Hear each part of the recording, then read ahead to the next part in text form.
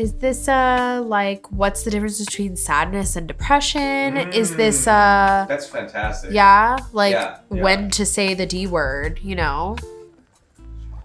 Yeah. Hi friends, welcome back to Highly Mindful. My name is Miranda Ordóñez, and today we are talking about the difference between sadness and depression. Although a lot of people use those terms interchangeably, there is a difference. Sadness, of course, is a combination of a lot of things. Maybe stress, maybe an experience you're going through, maybe a confrontation you just had with someone you love. Those can all elicit sadness. And sadness is not inherently a bad emotion or a negative emotion. It's just a state of being. So, we have sadness on one hand.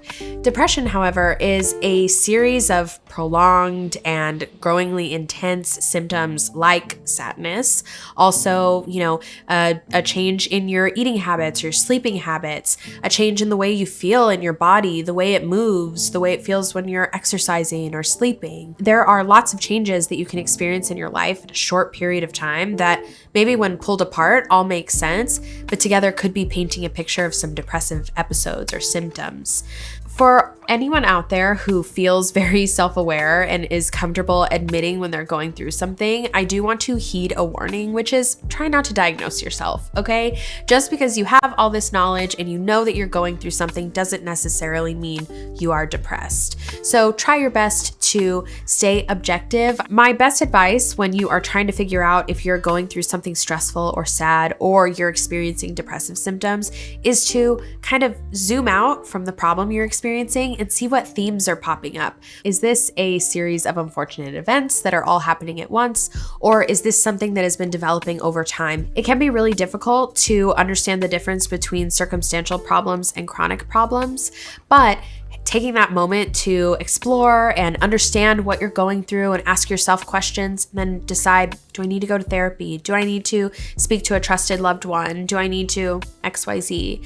While I have walked us through the nuances of how I differentiate between sadness and depressive symptoms, clinically, the difference is that depression is considered a mental disorder. I choose when discussing my own journey with depression, I prefer talking about my experience with depression in simpler terms, like depressive symptoms or experiencing depressive symptoms. I prefer that verbiage because calling it a mental disorder adds a label, I feel, unnecessarily to people who are already going through something difficult. Why continue to alienate? I also think that depressive symptoms are not exclusive to people going through a tough time. It can be a chemical imbalance. It can be a situational challenge. There are many factors that could contribute to a person experiencing depressive symptoms. So to call it a disorder puts a label on it. How long does that last? Do you ever get rid of the disorder? What if it comes back in 10 years? Do I have it again?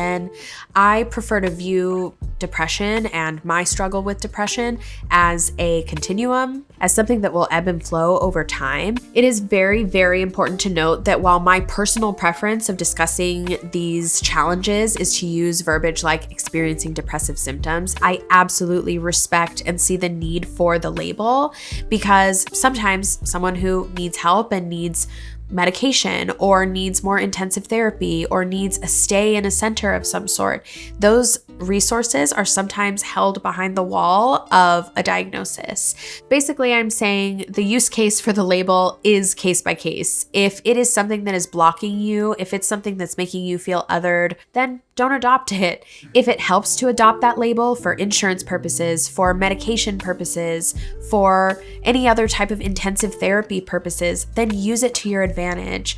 I am only stating my personal preference, and I see the value of it, and I hope that the label reaches the people it needs to reach. All of that being said, depression is very complex. There are 7 types of depression, and all of them include some sort of physical or emotional or lifestyle change that was dramatically different from how it was before.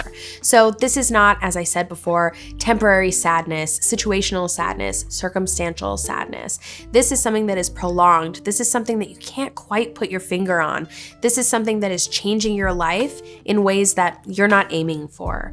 So depression, while incredibly serious and should always be taken seriously, is very fluid. So you may be experiencing a depressive episode, you may get through it.